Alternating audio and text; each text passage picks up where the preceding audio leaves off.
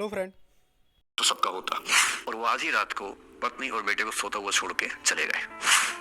लेकिन यशोधरा की सबसे बड़ी परेशानी इस बात से नहीं कि बुद्ध चले गए, इस बात से है कि बिना बताए चले गए।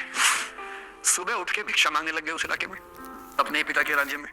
पिता ने सिर पीट लिया कि भाई क्या कर रहे हैं। और यशोधरा कितनी महान महिला रही होगी, उसने अपने बेटे का हाथ हमेशा दूसरे के पर्सपेक्टिव से भी सोच के देखिए कि उसको ऐसा क्यों करना पड़ा। क्या पता कोई मजबूरी हो, कभी कभी होती है। मैं बुद्ध की मजबूरी सोच के परेशान होता हूँ कई बार, और फिर मैं सोचता हूँ कि काश यशोधरा जैसा व्यक्तित्व तो सबका होता।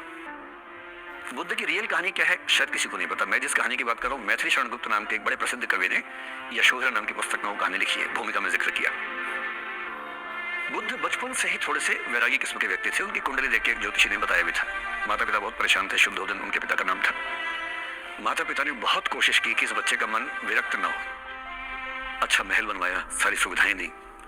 जैसे ही बुद्ध थोड़े से किशोरावस्था में आए, उस समय की दुनिया की सबसे खूबसूरत महिला से, लड़की से, यशोधरा से उसकी शादी करवा दी। यशोधरा के पिता ने काफी एग्जाम लिए बुद्ध जी के, उस सारे एग्जाम में पास हुए, तब जाकर शादी हुई। ऐसे नहीं हुई, शादी हुई तो बुद्ध भी ठीक था, रमे रहे उस जीवन में।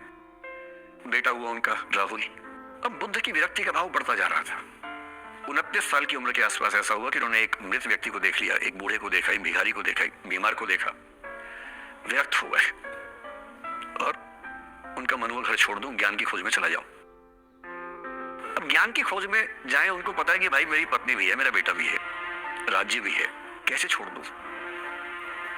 छोड़ना जरूरी है। अंदर की आवाज है कि छोड़ो, तुम इस चीज के नहीं बने हो, तुम्हारा स्वधर्म कुछ और है। बाहर की जिम्मेदारी है कि छोड़ नहीं सकते।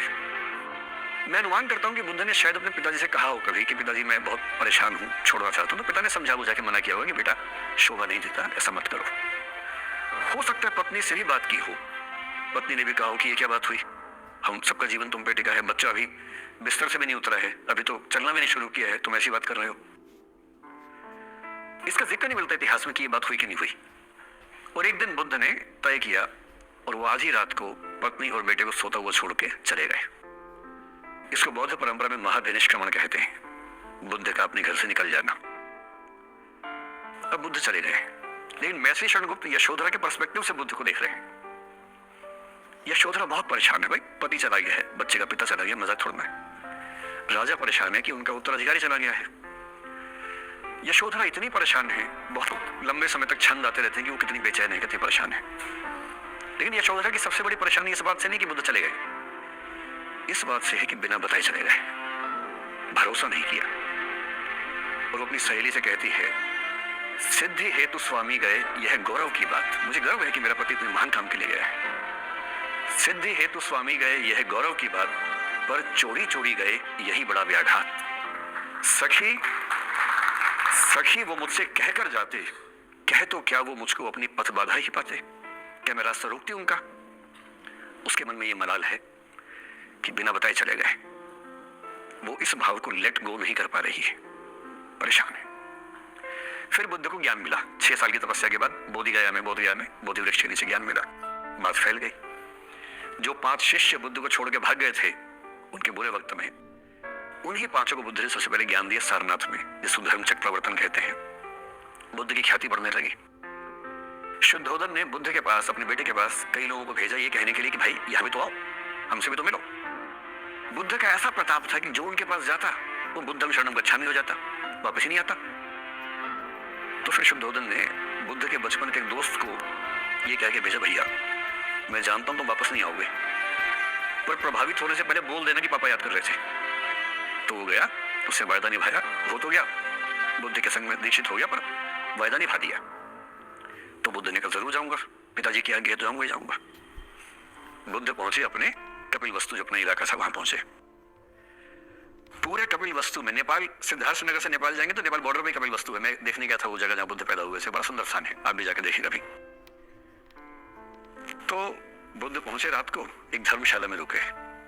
अब वहां हल्ला मच गया कि राजा का बेटा धर्मशाला में। बुद्ध ने कहा भाई मैं देखो राजा का बेटा बनकर नहीं आया हूं, मैं बुद्ध बन के आया हूं। सुबह उठ के भिक्षा मांगने लग गए उस इलाके में, अपने पिता के राज्य में। पिता ने सिर पीट लिया कि भाई क्या कर रहे हैं। फिर बुद्ध ने सूचना भिजवाई कि मैं बुद्ध हूँ, बेटा हूँ संयोग से, ठीक है मैं आ रहा हूँ मिलने के लिए, पर मैं बुद्ध हो के आया हूँ। मेरी चर्या है, नियम है, मैं भिक्षा से ही जीवन जीता हूँ। ठीक है, पिताजी ने कहा कोई बात नहीं। फिर बुद्ध गए पिता से मिलने, पिता से मिले, सबसे मिले, भारी सभा में, लेकिन यशोधरा नहीं आई मिलने के लिए, लेट गो नहीं कर पा रही थी। उसके मन में दर्द था, छुप के क्यों गया, बता के जाता। बुद्ध ने पूछा पिता से कि यशोधरा कहाँ है, तो बोले कि वो कह रही है कि अगर बुद्ध मिलना चाहेंगे तो खुद ही मिलने आएंगे मुझसे। मैं क्यों जाऊंगी भाई, आत्मसम्मान भी तो कोई चीज है, मैं क्यों मिलने जाऊंगी। तो बुद्ध मिलने गए। सोचिए, कमरे में यशोधरा बैठी है, राहुल साथ में। अब राहुल थोड़ा सा बड़ा हो गया है, 6-7 साल का है। बुद्ध गए हैं।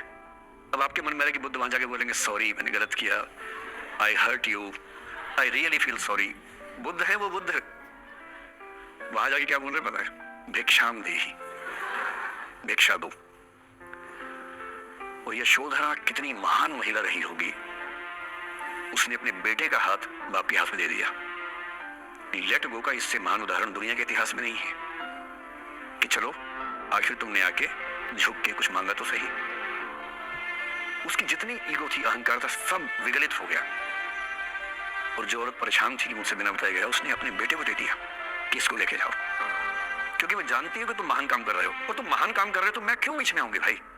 मेरा पति महान काम कर रहा है तो मुझे खुशी होनी चाहिए, और तुम्हारी उस खुशी में मैं क्यों पीछे हटूं। बस मुझे भरोसे में लेके जाते तो और खुश होती। Don't forget to subscribe my channel.